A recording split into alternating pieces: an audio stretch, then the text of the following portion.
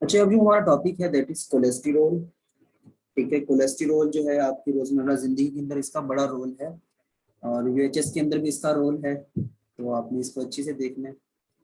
यहाँ पर अगर आप एक बात गौर करें तो ये कोलेस्टेरोल का स्ट्रक्चर है थोड़ा सा, जो येलो के अंदर आपको नजर आ रहा है, येलो कलर के अंदर। ये क्या चीज है? ये आपका फॉस्फेटिक एसिड है। ठीक है, ये उसकी दो चेन्स हैं, ये ऊपर फॉस्फेट ग्रुप लगा हुआ है। तो यहाँ पर मैं बताना ये चाहूंगा आपको कि कोलेस्टेरोल का रोल जो है वो मोबिलिटी में होता है। और आपके जो अनसैचुरेटेड फैटी एसिड्स होते हैं वो आपकी बॉडी के लिए ज्यादा बेनिफिशियल होते हैं as compare to saturated.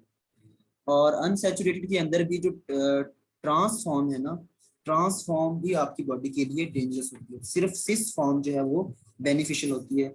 Reason क्या है कि सैचुरेटेड का स्ट्रक्चर और ट्रांस का स्ट्रक्चर सेम होता है, जबकि जो सिस फॉर्म होती है ना उसके अंदर क्या होता है कि ये जो फैटी एसिड की जो एक टांग है ना, ये टेढ़ी होती है, वहां पर किंक होता है। और रीजन आपको पता है कि सिस बॉन्ड जहां पर होता है वहां पर किंक जो है वो बनता है। तो उस वजह से यहाँ पर कुछ पॉकेटिंग बन जाती है, पॉकेट्स बन जाती हैं। पॉकेट्स में कुछ स्पेसिस जनरेट हो जाती हैं, जो जिन स्पेसिस के अंदर आपका कोलेस्टेरोल जो है वो रिजाइड करता है। तो चूंकि जब स्पेसिस बनती हैं तो वहां पर फ्लेक्सिबिलिटी आती है, और कोलेस्टेरॉल वहां पर एक लुब्रिकेंट के तौर पे एक्ट करता है, और आपकी मेम्ब्रेन जो है वो उसकी फ्लूइड जो नेचर है वो रिटेन रहती है। और जब तक आपकी सेल मेम्ब्रेन की जो फ्लूइड नेचर है वो मेंटेन है, तो आपकी बॉडी जो है वो, आपके जो सेल्स हैं वो सही तौर पर काम कर रहे होते हैं।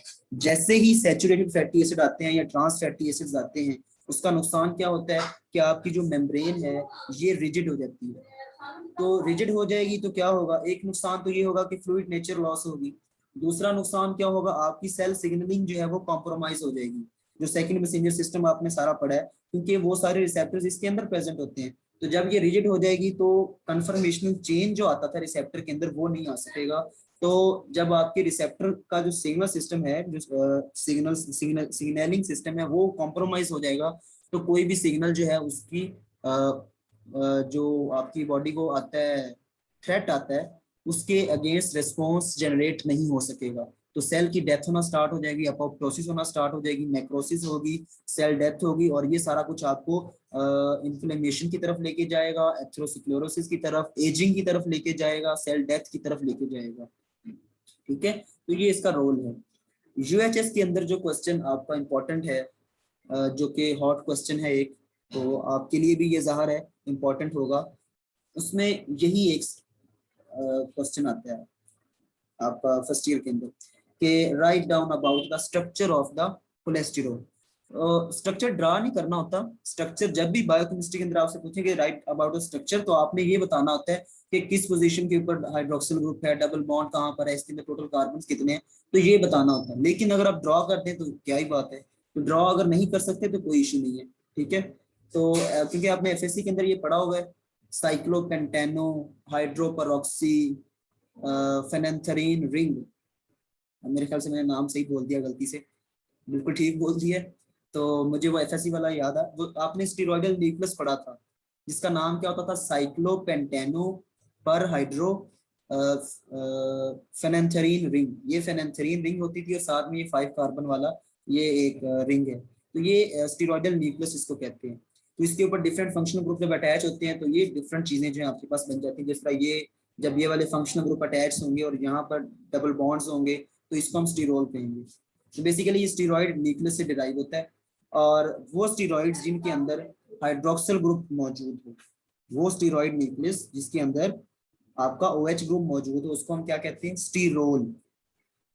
This is the difference between the sterol and the steroids. What is the difference?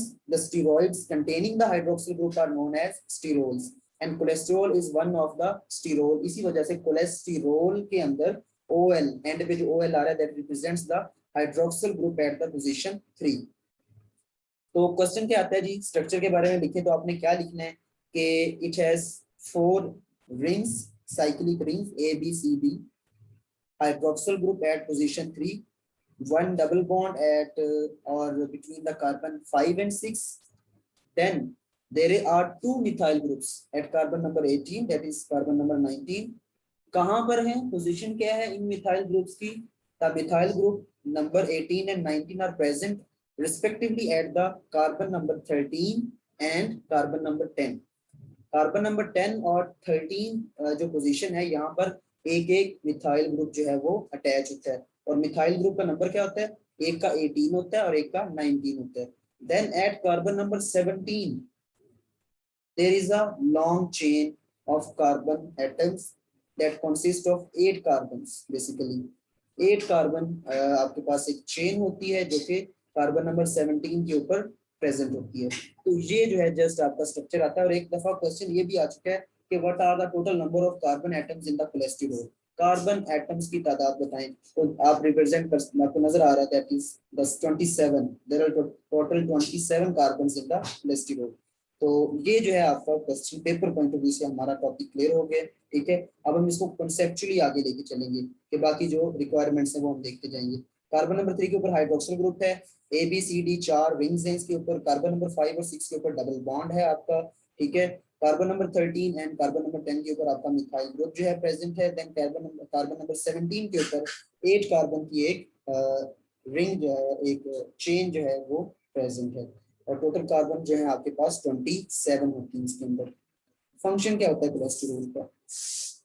Vitamin के अंदर हमने पढ़ा 7 डी हाइड्रोकोलेस्टेरॉल जो है वो विटामिन डी बनाने में रोल प्ले करते हैं। सो इसके अलावा जो है सेल मेम्ब्रेन के अंदर इसका रोल है। सेल फ्लूइडिटी जो है, सेल की जो फ्लूइड नेचर है उसको मेंटेन करता है। बाइल सॉल्ट्स और बाइल एसिड्स जो है वो कोलेस्टेरॉल से बनते हैं। ठीक है, ये चैप्टर नंबर 18 जो है वालीवन उसके अंदर लिखा हुआ है आपका, उनके नेम्स भी लिखे हुए हैं। देन स्टीरॉयड हार्मोन्स जो हैं उनकी सिंथेसिस में रोल प्ले करता है ये, जैसे कि कोर्टिसोल है, एस्ट्रोजन है, एड्रोजिन्स हैं। अच्छा, इंटरेस्टिंगली आपको ये बता दूं कि स्टीरॉयड हार्मोन्स कौन से होते हैं? आपके जितने सेक्स हार्मोन्स हैं सारे स्टीरॉयड हार्मोन्स हैं। और ये कौन से होते हैं? एड्रिनल कॉर्टेक्स के जितने हार्मोन्स हैं वो सारे स्टीरॉयड से नेचर है, और ये सारे वही उसी के अंदर होते हैं। ठीक है, कोलेस्टेरॉल का सोर्स क्या होता है? दूध है आपका, एग यॉक है, सी फूड है, डेयरी, ये डेयरी प्रोडक्ट्स लिखा हुआ है, डेयरी प्रोडक्ट्स होना चाहिए था। डेयरी प्रोडक्ट्स हैं जो वो आपका सोर्सेज होती हैं। और एग यॉक, यहाँ पर आपको एक बात क्लिनिकल पॉइंट ऑफ व्यू से बता देता हूँ, आपका बुक से इसका कोई ताल्लुक नहीं है। एग यॉक जो है अंडे की जर्दी, कहते हैं कि आप 2 अंडे रेगुलर खाएं, डेली बेसिस पे खा सकते हैं, आपको कोई इशू नहीं होगा अगर आप जर्दी निकाल के खाते हैं।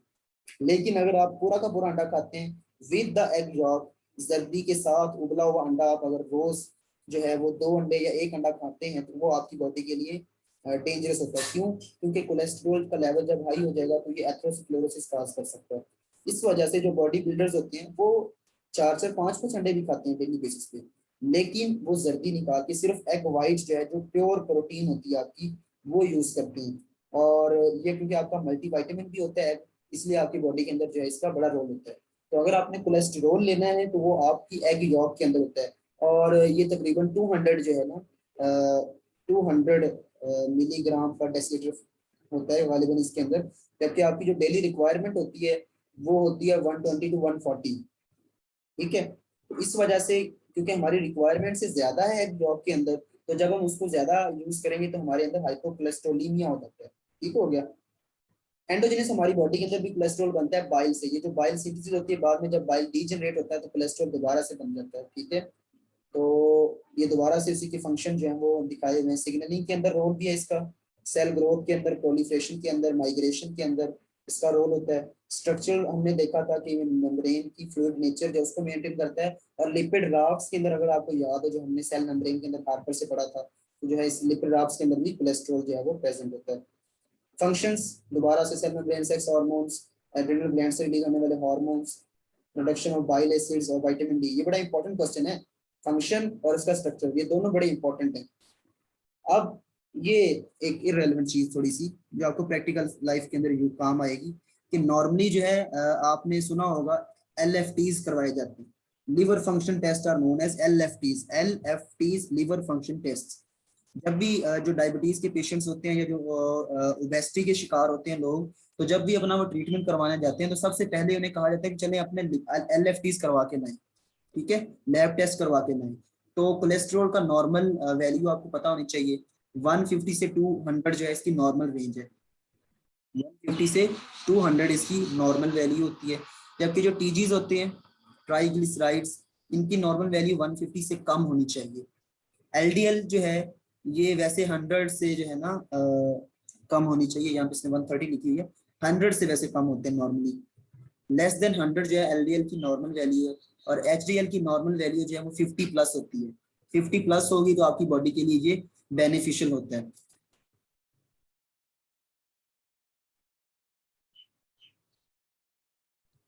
बच्चे वो फिर ये होता है जब आपकी बॉडी के अंदर ट्राइग्लिसराइड लेवल या एलडीएल इनमें से कोई भी है, कोई एबनॉर्मल आ रहा है, तो पहले तो हमें क्या करना होता है, डाइटरी, हम डायरेक्ट जो है मेडिसिन के ऊपर नहीं जाते।